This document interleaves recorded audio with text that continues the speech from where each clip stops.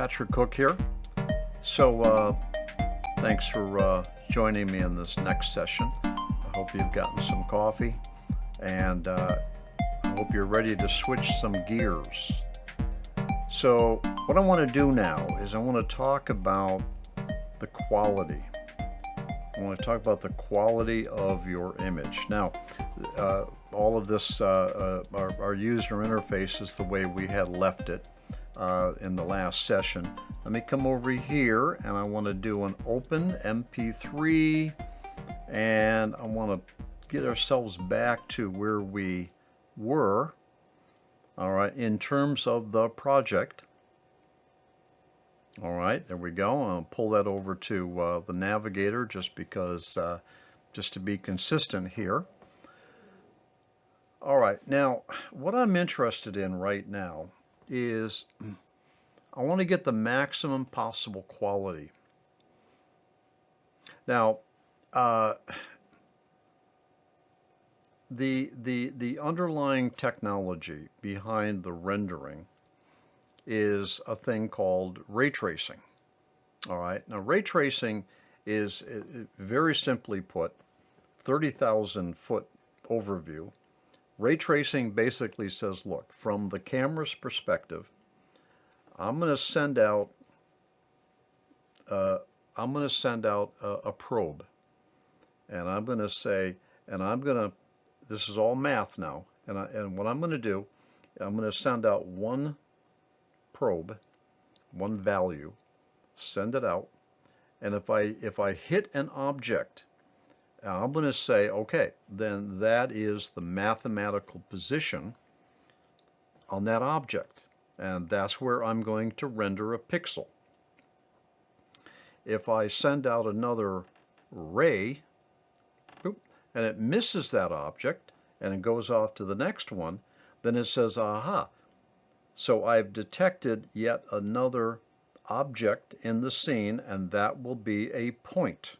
That'll be a point. And so what the software does is it sends out a lot of these rays that will hit objects. Let's tell you what. Let's stop with the hand stuff, okay? Let's make you a camera. You are a camera. I have objects in my scene. Okay, it's like that. Okay, let's go red now. So what this is going to do is it's going to send out a ray, and the ray doesn't hit anything. It goes off to infinity, and nothing ever comes back. And so it says, okay, there's no objects there. Now it's going to send out a lot more rays, but eventually it's going to send out a ray there, okay? And now it intersects with something in the scene. And so the calculations say, aha, there's an object there. So I know that that object is going to be a point, a pixel. It's going to send out a lot of other rays, okay, like that. And it's going to send out another ray, and it's going to do, oh boy, I didn't get that straight, did I? So that ray never detects, it never hits anything, so that's open space. That all of that's infinity. And it sends out another ray, and you get the picture, and there's another point.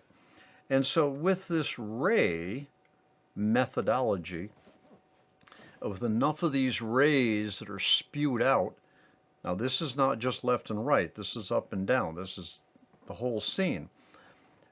The math behind the scene will be able to reconstruct a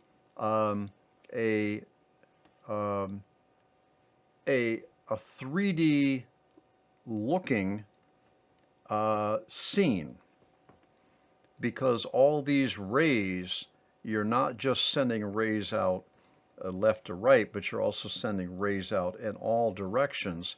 So So the software is able to reconstruct a scene, okay? That's basically ray tracing. Now they have other methodologies for rendering a three-dimensional environment. Again, now this is 2010 era software, and this ray tracing at that time was quite capable. But they've done much better now. There's much more efficient methods, and there's been a number of improvements on ray tracing. This tends to be a time-consuming and a laborious process, but they managed to build the Mandelbulb 3D software so that it performs its ray tracing efficiently. Now, you as the user of the software, the artist, can actually help. You can actually help the software do a better job with its ray tracing.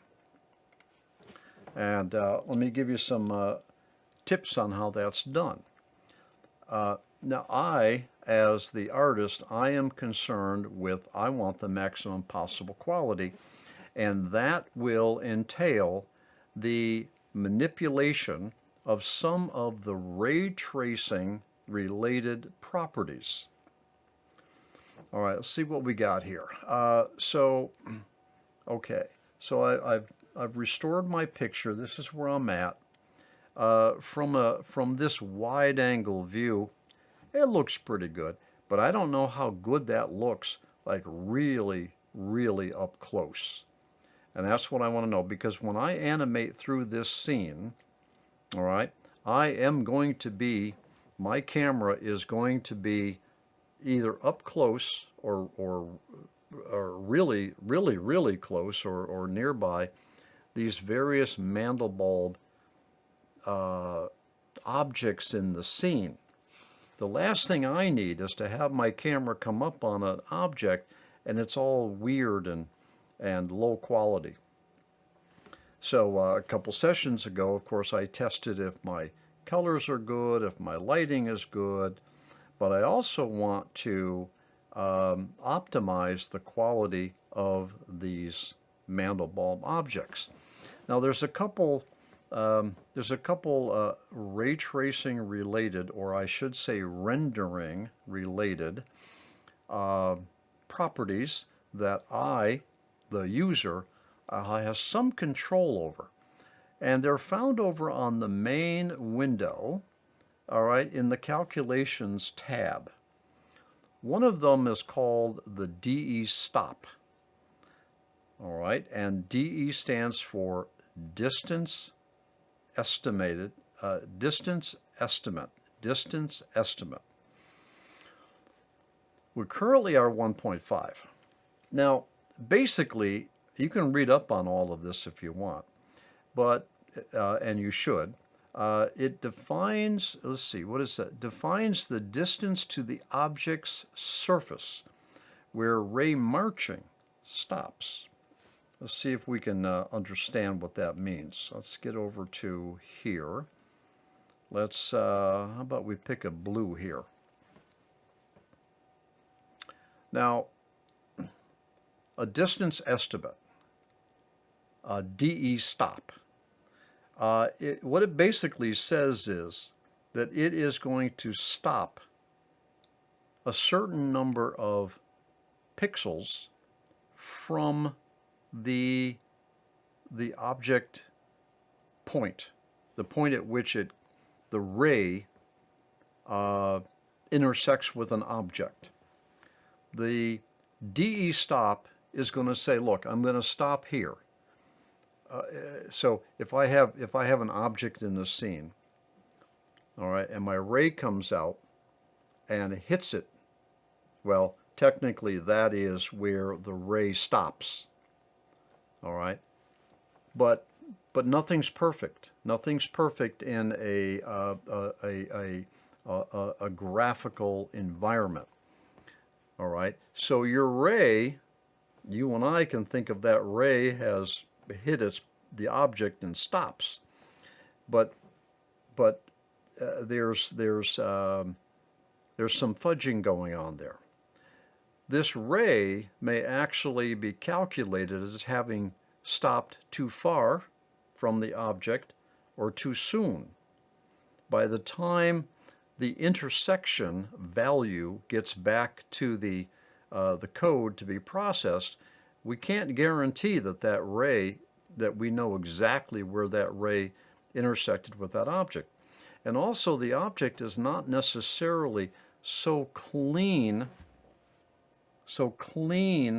of an edge that we can absolutely guarantee exactly where that ray stopped. So the DE stop is a compromise where it says, look, let's stop a little bit short of that object, all right, and so that we don't overshoot it and get the wrong calculation. Now, if you overshoot it, the ray is misrepresenting that point in your scene if you overshoot it. And when you overshoot, when a ray overshoots an object, it doesn't represent the position and therefore the color and therefore and also the lighting. It doesn't properly represent the object point where that ray was supposed to have intersected with the object. What you get in your scene are things like black pixels or bright white pixels, and that's called oversampling. In other words, the ray got it wrong. Now, your DE stop allows you to tweak this so that the precise location at that ray, when that ray intersects an object in the scene, can be kind of fudged a little bit. And it's called a DE stop. All right. All right. Let that sink in. We'll pick this up again in the next session. We'll talk a little bit more about this DE stop, and I'll show you what it looks like in your image. I'll see you in the next session.